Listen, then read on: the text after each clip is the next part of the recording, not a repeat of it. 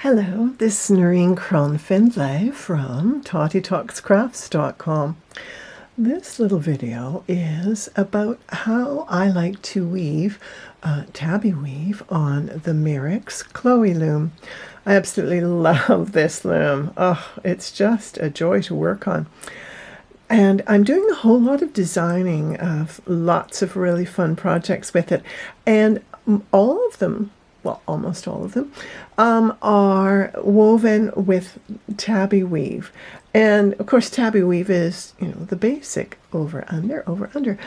But there's a few things that I find work just great for me for weaving tabby weave on the Chloe Mirrix. And now, this technique works, I'm showing you on the 5-inch Chloe, works just as well on the 8-inch. The first thing you're going to do is you're going to set up your loom. Now I have set the 5-inch loom up with the shortest of the 3 rods that it comes with. I want the loom, I want the combs, and I've set the combs up are 12 dpi. I want the combs to be 3 inches apart. Now when I'm, let's see if I have it's going to show any better. Let's see. There we go, 3 inches apart. When I'm setting the combs up, I like to have that measurement be the inside measurement. It's only a couple of more millimeters to the outside, but I do prefer to measure the inside measurement. When I'm moving my upper beam up and down to change the height of the loom, I prefer to have, when I've got it set to the height I like, I do prefer to have the butterfly nut that's on the inside of the loom flat across. You can see up here, this one is angled up, no problem. But when it's angled up, I find if it's angled up on the inside, I find that it can sometimes get in the way of the weaving. Now, the next step then is to warp the loom. So we're all set up, ready to go. I am going to be using yarn and thread from Mirrix. This is Glamacra Pharaoh, and this is some of Claudia's gorgeous hand-dyed silk. I put 2 strands together. I hold the 2 strands together, and then I consider them to be a single strand. So when I'm saying to you, I'm just going to drop them to the floor so that I have no interference from, when I say to you under one, over one, I mean under this strand that I am considering to be 1 strand. So technically it's 2. I'm calling it 1. Now, when I warp the loom, I like to have a 6-inch tail. This is a 5-inch loom, so I take it across for 5 inches, push down, and that gives me my 6-inch tail. Now I take the yarn around my index finger, I reach through and pick up the, whoops, I only grabbed 1, so let's do that again. So reach through and push up that loop. There's my slip knot. I'm going to be warping 9 sets of pegs from the lower pardon me, to the upper. So I'm going to count over 11 pegs to from the left hand side on the lower edge, and that's where I'm going to place my slip knot. 2, 4, 6, 8, 10, 11. So I place it on the 11th peg, and that should center pretty well. Let's see, 1, 2, 3, 4, 5. Yeah, that's going to center my 9 sets of warp strands quite nicely. I like to have the slip knot quite secure, and I also like my tail ends to be out of the way. So I weave my tail ends in and out along the left-hand side of the lower beam. then I just take them under. Oh, I don't work with a stand. I work just flat, either on like a lap desk or a plastic carrying case in my lap, or on the table. In this case, of course, I'm working on the table as I am showing you. So when I say take it under, it wouldn't be secure if it was on the stand, but because it's on the table, it is. So I'm going to take the warp strands up to the top of the loom, and I'm going to count over 11 pegs, 2, 4, 6, 8, 10, 11, and take it through the same slot. I come down and I come through that same slot, back up and down, and I go up and down the loom. I'm not putting really tight tension on. I'm holding an even tension, but not a tight tension. Tabby weave does take up the warp strands, so you do not want to warp as tightly as if you're warping tapestry. So you have to sort of, if you're used to warping really, really tightly for tapestry, you're going to have to adjust and come just a notch down in terms of, ramp it down a little in terms of tightness. Let's see if that's 9. 1, 2, 3, 4, 5, 6, 7, 8, and 9. Now I'm going to, just for a moment, I want my warp strands to just be held secure. So I just wrap around the lower beam. The reason for that is that I'm going to use a plastic craft needle as a shed stick to hold my second row, the space between them, open. So I'm going to take the needle under the first warp strand and over the second, and I go under and over across the loom. So I'm just going to do that now, and I will turn off the camera and go into fast forward while I'm doing that. Okay, so I now have 9 sets of 9 warp strands on top of the weaving of the shed stick. Just checking to make sure that's okay, and 9 warp strands below.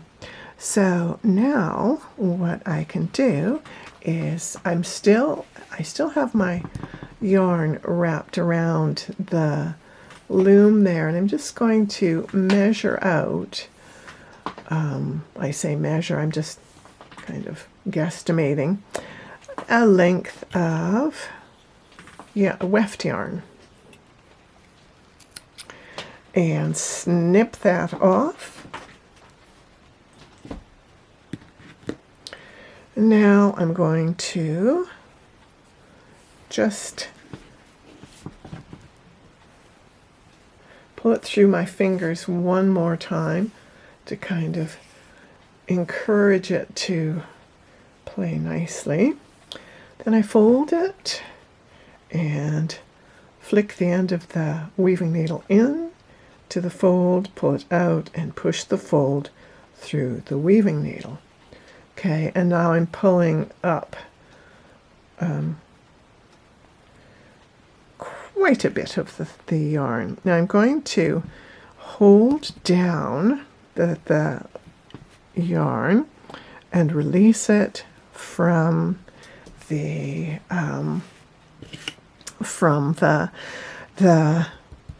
beam down here. Now you can either take your yarn around the peg here. Let me just come down closer so you can see that better. You can take it around. If you do that, it makes a very smooth transition without a hole here, but you do end up with a little loop at the end, which is not a problem. Some people might prefer to move over one slot, but it does mean that you have to pull in, and you're still going to end up with a little gap. So I'm just going to work with the warp strand coming around the corner to become the weft strand. Okay, so I'm going to hold on to it down here on the beam while I'm picking up my first row. So I need to come up a bit so you can see what I'm doing. Okay, so I go over the first strand, I reach under the shed stick to pick up the next ones, and I just keep working my way across and picking up the warp strands that are under. Now I'm going to hold my yarn down there at the lower edge until I have brought all of my weft through, and I keep a pretty firm grip on that because I don't want to have looseness happening. So then I push down on my shed stick and push it back up out of the way. The second row and all even rows are pre-woven for you. So you just take your needle up to the shed stick, to that plastic weaving needle, and you scooch along inside the opening, and there's your row woven. I have a habit of tapping my weaving needle down against the fell line, the last strand. Now I'm going to pinch and bring this in at an angle. Even though I'm weaving a very narrow piece, I still follow that angle rule. Now I push it into place with the shed stick, and then on I go back to all the odd rows are picked up. So this is how you weave tabby on the Chloe loom. So I'm going to just go ahead and weave up to, not quite, see how I pushed the previous row down? I'm going to go not quite to the top of the loom, because as I move up, the closer I get to the top of the loom, then the more in the way the shed stick gets, and so I will eventually be pulling the shed stick out. But for now, I'm just going to keep on weaving until I reach the top of until I get pretty close up to the shed stick. So I'll be back when I have woven up to almost to the shed stick. So I've woven to the top almost, and now it's starting to get a bit squiffy to get through there. So I'm going to pull the shed stick out, and I will just weave the last few rows by picking each row up. I'm going to push that into place, and I put my finger in under there so I can separate out. Okay, so I want to go over, just a minute, what am I doing here? Okay, over and under and over. There we go. It's hard for me to see what I'm doing because I'm trying to see. Looking around the camera is not that easy while I'm trying to do this, and make sure that I stay in camera range, because boy, do I get yelled at if I drift out. Ooh, it's not pretty. Okay, so I'm just going to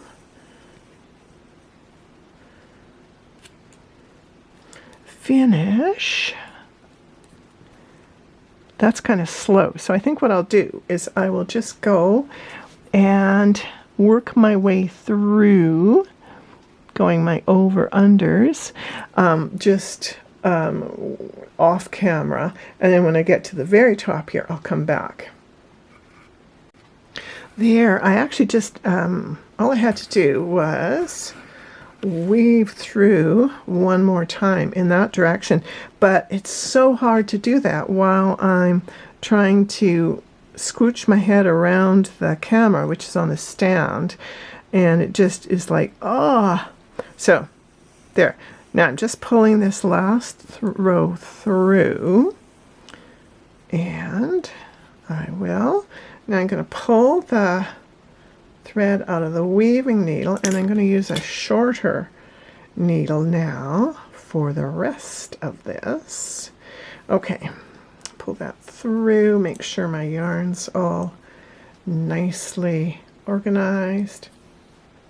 Stroke down my yarn, and I'll just tap that into place. Now I'm going to lift my weaving off the loom, and see how loopy I am there?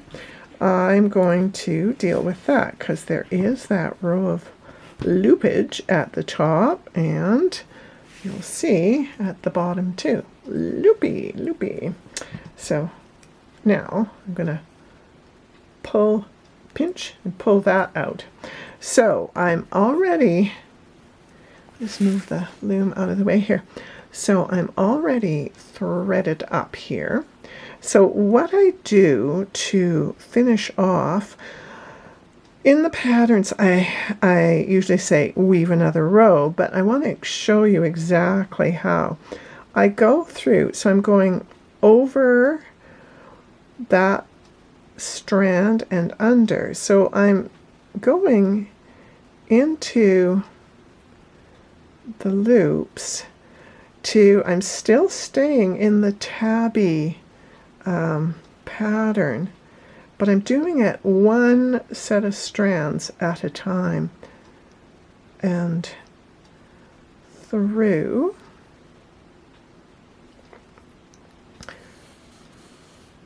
Usually it just takes one more pass, one pass at the top, and then you'll stroke your weaving up to even out anything that's not nice and even. So that's the top edge is now lovely. So let's take the needle out of the top strands. There we go. And spin around to the lower edge, and now I fold the strands over and push the fold through my needle, and I'm going to do the same thing at the bottom, and that is I want to go keeping the pattern of the weaving so that I'm kind of twisting the loop in order to do that.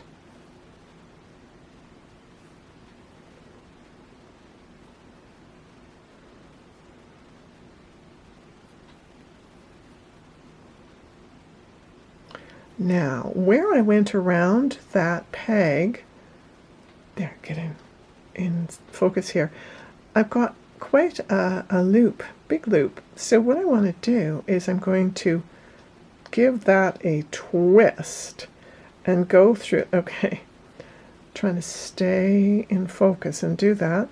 Okay, and take my needle through that twist, and that will finish off that first row of weaving. Oh, oops, I didn't catch the second strand, so I will flip it over, twist it, and go through. There we go. So there, the first row is nicely woven, and that is how you weave Tabby on the Mirrix Chloe loom. Happy weaving!